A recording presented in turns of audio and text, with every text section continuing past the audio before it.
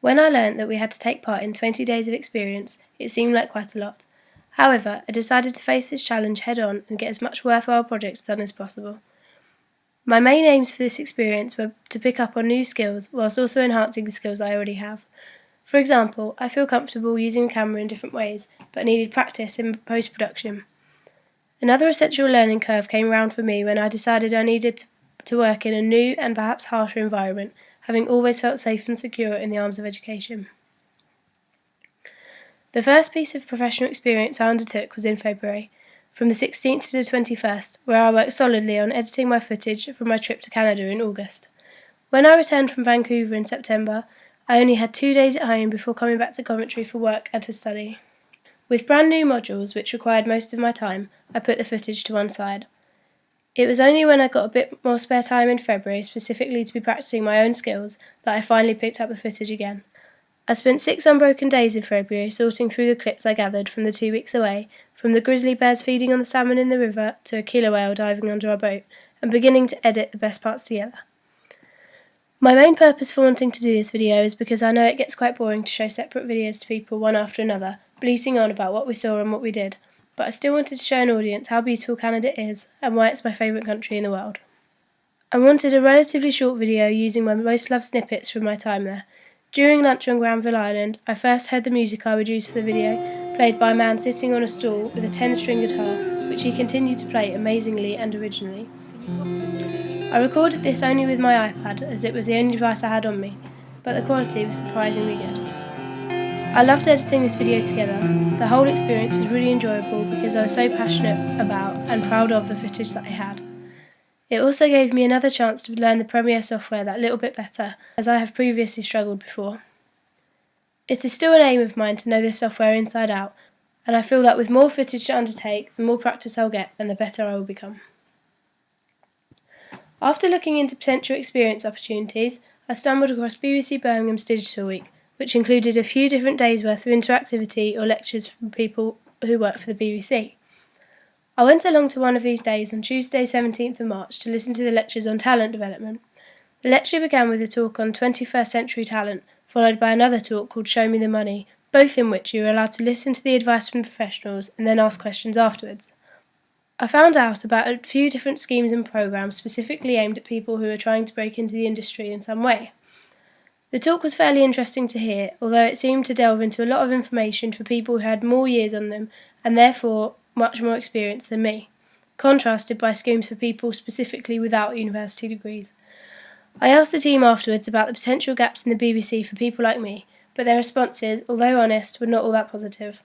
They reminded me that it is an incredibly hard industry to compete in, and that I would need more hands-on experience to be considered for their scheme.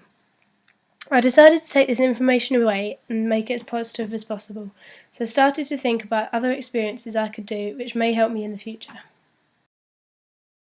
Having done most of my work so far in my degree alongside moving image, I wanted to start getting more familiar with still images, just to widen my knowledge and perhaps open some new opportunities to learn. After I received permission from the coach, I took my Nikon L310 to a training session for ice hockey team Blackburn Hawks. I travelled to Blackburn on the evening of Thursday 26th of March as the training starts at 10:30. This session for me was considered a bit of a practice time to fiddle around with the camera settings and see what I could capture. As the subjects of the photos moved so fast on the ice, I struggled for a while to make the pictures not blurry. However, I found a new setting on my camera called Sports Mode, and this seemed to help with the fast pace. The collection of photos I got were not my best work, but it was still insightful to take some time and make myself more aware of the camera features available to me. On Thursday 2nd of April, I was lucky enough to have sorted myself a one-on-one tour and insight into work life at Sky Studios in London.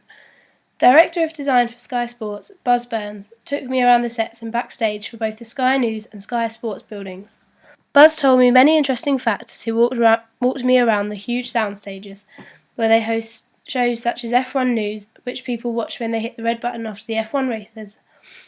Buzz even took me to meet some of his team, including one of the floor managers for Sky Sports, 2 of the anchors, and to see the men work behind the screens, making the whole thing run smoothly. Buzz told me of the amount of pressure he feels daily throughout his job, and whilst this is a thrill to him, I realised that perhaps it wasn't for me. I learnt something new about myself that day, that although the job and environment seemed really exciting and high profile, day in, day out, I wouldn't want to deal with this high-paced and high-pressured lifestyle. But I did get a real sense of familiarity and togetherness of the people that worked closely, which is the sort of workplace I would like. That feeling links me on to another experience I took part in from Tuesday 21st to Wednesday 22nd of April, and a final day on the Friday 24th of April.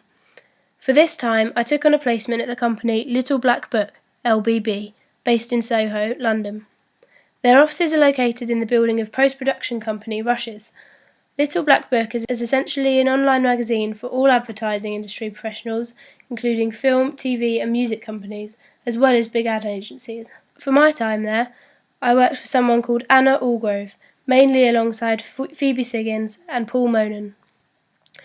I carried out work for the PR side of the company as opposed to editorial, as they had more for me that I was able to do. In the first 2 days, some of the work I completed included sending professional emails to potential new clients asking for required information, producing tables for the companies LBB currently worked with to fill in, and proofreading some of Phoebe's blog posts. It is known as a fairly small company with high aims to progress, so at the time of my placement, I was not flooded with things to do. However, on the third day of my experience, Anna Allgrove was not able to come in, leaving Phoebe with slightly more work on her hands. This enabled Phoebe to pass some of her own work on to me. This included 2 write-ups for 2 brand new adverts coming to television in May. One of these commercials was for hair product company VO5, and the other was for Clark's shoes. I had to formally write up a few paragraphs for each advert, discussing the work done by the colourists involved, and also name-drop the production companies and directors, and this piece of writing would then be forwarded to post-production company Finish to be put on their website. I also had to search through the different websites of agencies and companies linked to LBB and try find if they had written up on Heineken prank video and the Charlie Clark Halifax advert, see how competition was going. I feel I learned a lot from my placement at LBB, from getting my first real sense of the atmosphere of work life if I were to specialise into more administrative and theoretical work instead of going into production, as well as learning that I was good enough at professional writing and description to be trusted with a client's request alone.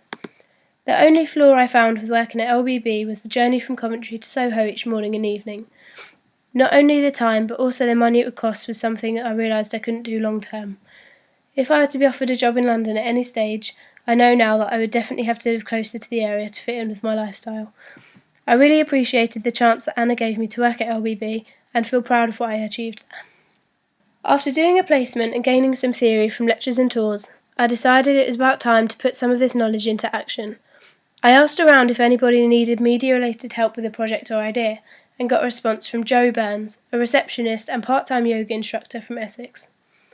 Jo put me in contact with the owner of Miura Yoga Studio, Paula, and we arranged for me to travel down to Essex from Monday 27th to Thursday 30th of April to film a teacher's instruction video. As this was quite a big project and one that Paula wanted to look professional, I also sent a message on our course's Facebook page to ask if anyone wanted to help. I got 2 responses from Lauren Pascoe and Ophia Riggaby, who also wanted to get involved. After I picked up 2 Canon 700Ds, 2 tripods, an Eddie roll and some lighting, the 3 of us set off to Essex. When we arrived at the studio, we had a small, to-the-point chat with Paula, who told us exactly the kind of feel she wanted from the video, as well as its exact purpose, so the 3 of us could come up with some creative ways to capture the atmosphere. We spent about 4 hours filming per day due to the class schedule. Paula only wanted her best clients to be involved in the video, as it wasn't about the students, but how to teach it. Over the first 3 days, we managed to gain all the footage Paula wanted in the video, including the sequence, close-ups and establishing shots of the studio to kick off the video. On the Thursday, our final day in Essex, we met with Paula once more to look at the overall footage and make sure we wrote down exactly what sequences come after one another, as well as the timing of the music she wanted us to put over the top, and to make sure we have the colour tones right. This process took about 3 hours, and once she was happy with how it looked, she handed over her confidence in us to put it together back in Coventry. From Friday 1st of May, the 3 of us have been editing the video together to make it look the best it can. I didn't think it would take as long as it has been taking to edit, as most of the shots are long whole sequences, but with all of Paula's requests, we're still currently working hard to make it look as professional as possible. We also need to achieve this, as Paula said she had someone in to make this video before, but it was not to a good enough standard.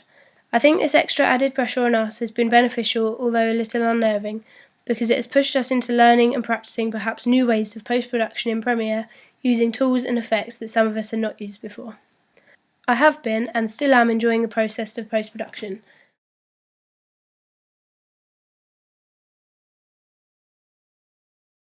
Although it can get tiring and tedious to sit at a laptop all day, now the project is starting to finally come together, it makes me feel better about my own personal skills as well as working solidly with a small team.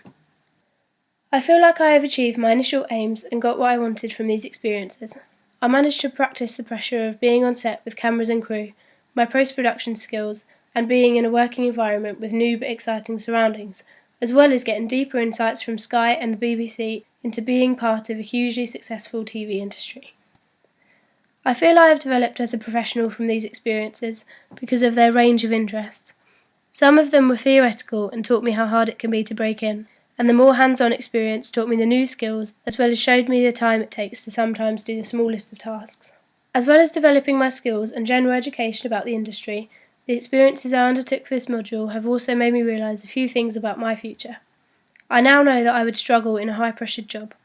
Although Buzz from Sky Studios loves what he does, he made it clear he misses out on a lot of family time due to the long hours of work and the pressure of being so involved with live TV that it makes it uneasy to take certain time off due to the unreliability that Sky won't need him if something goes wrong.